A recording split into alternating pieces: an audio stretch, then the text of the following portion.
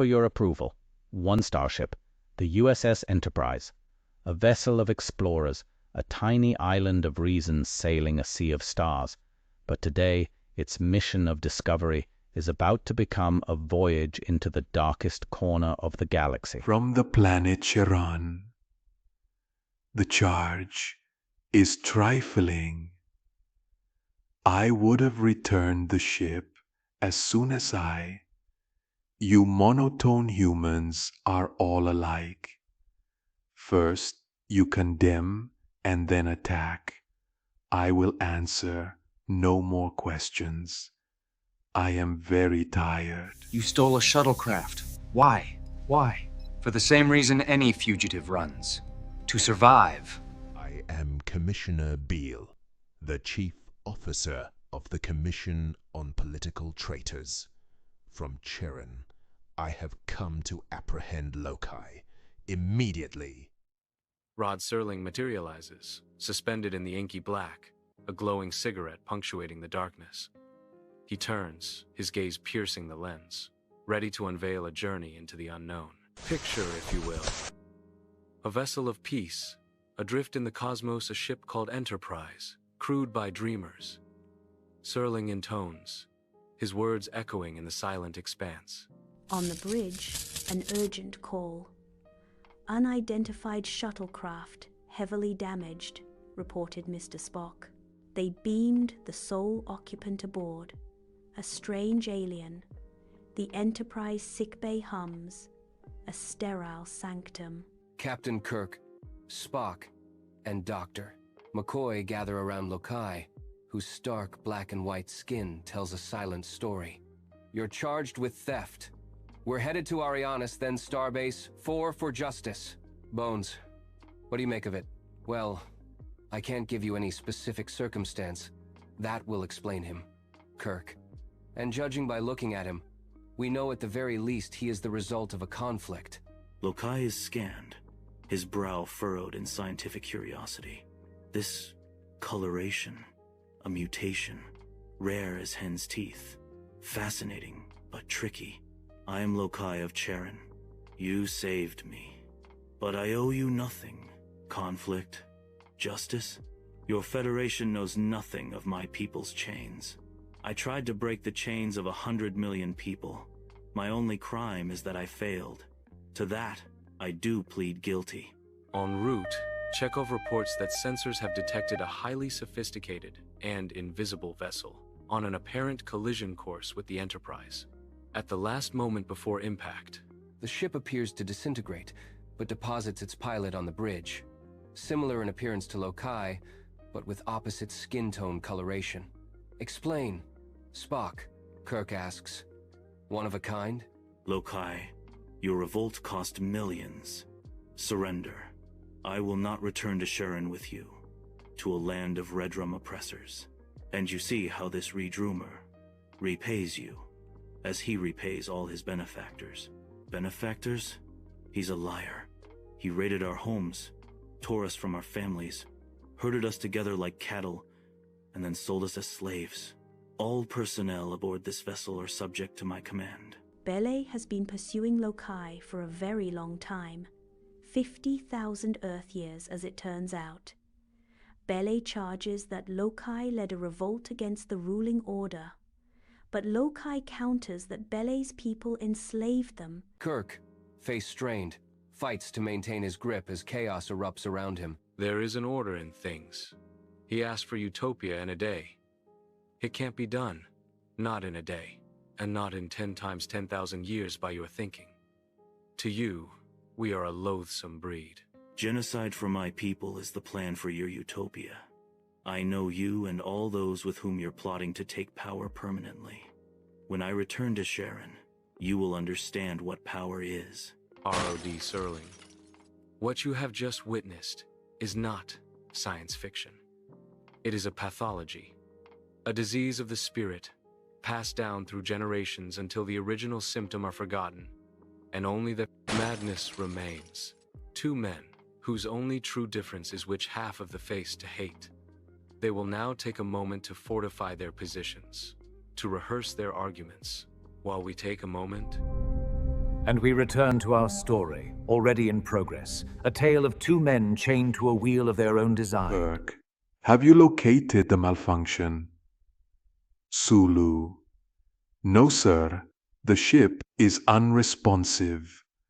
We're moving away from Arianus. Kirk. Explanation, Mr. Spock. Elusive, Captain. I am investigating. I can't understand it. I simply have no control. Bele, release the ship. 5 seconds and we're all gone. Bele, very well. Relinquishes control. You win this round, Captain. Kirk abort. Now. Kirk, Spock, and Scott are forced to activate the 3-part self-destruct sequence in order to force. Good evening. It would appear our stranded space travelers have found themselves a most peculiar problem. 2 guests, you see, who have brought their own private war along as luggage. Bele materializes, his eyes blazing with psychic energy as he declares, I declare control of the vessel. We are going to Sharon for Lokai's judgment. The Enterprise reels violently, throwing the crew into chaos. Once the countdown passes 5 seconds, the self-destruct sequence cannot be countermanded in any way. Bele, release the ship! 5 seconds, and we're all gone. Kirk, face etched with alarm, demands answers as Spock reports. The helm is under external control. Very well. Relinquishes control. You win this round, Captain. Kirk, defiant, retorts, that is a violation of Federation law. Bele's chilling response. My will supersedes your laws. Kirk orders. Initiate self-destruct. Code 1 to 1 ampere. Captain Spock, my people's order must prevail. Lokai's kind white on the right are inferior. See the logic. Spock, illogical commissioner. Skin pigmentation, however divided, holds no supremacy. Lokai attempts instead to enlist the sympathies of the crew while en route to Arianus. He appeals, Friends, my people were enslaved, black on the right, beaten down. Help me break these chains. That's awful, but the captain's calling the shots. Captain, Starfleet denies Bele's extradition request. No treaties with Sharon due process at Starbase 4. They're confident Bele can return with Lokai post-hearing. Lokai's lies again. His white right kind are beneath us, black right rulers. Kirk, the difference is cosmetic, Bele. It doesn't define worth. Bele's eyes, once ablaze with mental power, now flicker with grudging acceptance. Very well. Kirk submits a report to Starfleet Command for a resolution. Starfleet's answer to Bele's request is received while he speaks with Kirk and Spock, and it is to deny that request. Since Charon has no diplomatic treaties with the Federation, Starfleet cannot extradite Lokai without due process. Uhura also adds that the decision from Starfleet notes that they are confident that Bele will be allowed to return to Sharon with Lokai after the hearing is over. What you are witnessing is an autopsy, a post-mortem of a world performed on a starship. The cause of death? A single, self-inflicted wound, left to fester for 1,000 years. 2 men who have forgotten how to see a face and can only see a flag. We'll be back after this commercial break.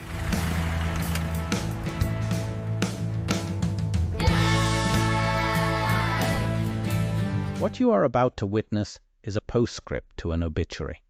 The fugitive, Lokai, will make one final, desperate plea for a justice the universe has long since forgotten. His hunter, Commissioner Bele, will counter with the cold, final logic. Uhura, Captain Starfleet denies Bele's extradition request. No treaties with Charon. Due process at Starbase 4. They're confident Bele can return with Lokai post-hearing. Bele Lokai's lies again. His white right kind are beneath us. The image that appeared was not of a thriving world, but of a ghost. Cities stood silent, their grand structures like tombstones. There were no lights, no movement, no life.